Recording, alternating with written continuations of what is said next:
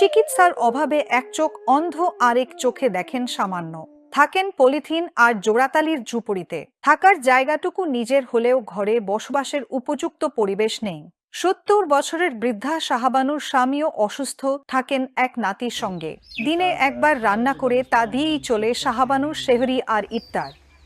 বউরা আবার গেছে কেউ বারবার এইবারে আমার ঠিক আছে আমার কদিন আছে কেউ থাকবে যে কাল গেছে কাল তোর ভালো হবে আমি তো এই ২ বছর এই ছুটি হয়ে গেছি। পটুয়াখালীর কলাপাড়া উপজেলার খাপড়াভাঙ্গার বাসিন্দা শাহাবানুর স্বামী মোহাম্মদ মুখলেছ মৃধা। এই দম্পতির সামান্য ভিটে থাকলেও নেই ঘর। ৩ ছেলে পেশায় জেলে। জীবিকার তাগিদে ২ জন বাড়িতে থাকেন না। একজন বাড়িতে থাকলেও অসুস্থ হওয়ায় নিজের সংসার চালানোই কষ্টকর। পোলা মানে নাতি দুটো নাতি মাঝে পোলা আরো ২টা দেওয়াতে হয়ে খাই আর রোগ দেয় কুমড়ে ব্যথা পাইছি কাঁচা খাইলে ওই হয়ে দেখাই আর খাই। হ্যাঁ জিগেলো আমি খাটতে খুঁটতে যা পারে ২টা দেয়, না পারলে তো না দেয়। সম্প্রতি ওই বৃদ্ধার বাড়িতে গিয়ে দেখা যায় এক মুঠো চাল রান্না করেছেন, সঙ্গে ২ দিন আগে রান্না করা শাক গরম করে রেখেছেন সেহরি আর ইফতারের জন্য। পরিবারের অন্য সদস্যদের খোঁজ নিয়ে জানা যায় সবারই দিন কাটে অভাব অনটনে।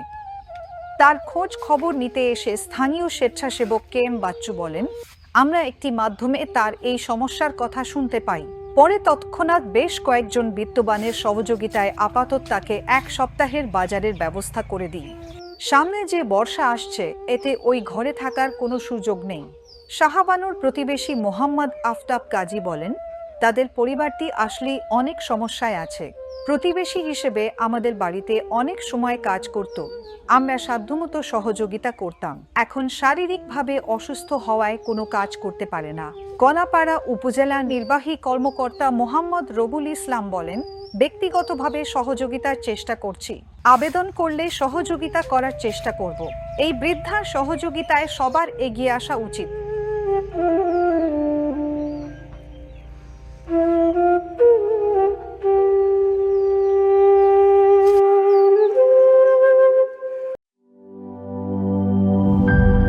টাইলক্স, যার অ্যান্টিব্যাকটেরিয়াল এজেন্ট টয়লেটের কোনায় কোনায় পৌঁছে ৯৯% জীবাণু ধ্বংস করে। টাইলক্স টয়লেট ক্লিনার, ক্লিন মানে টাইলক্স।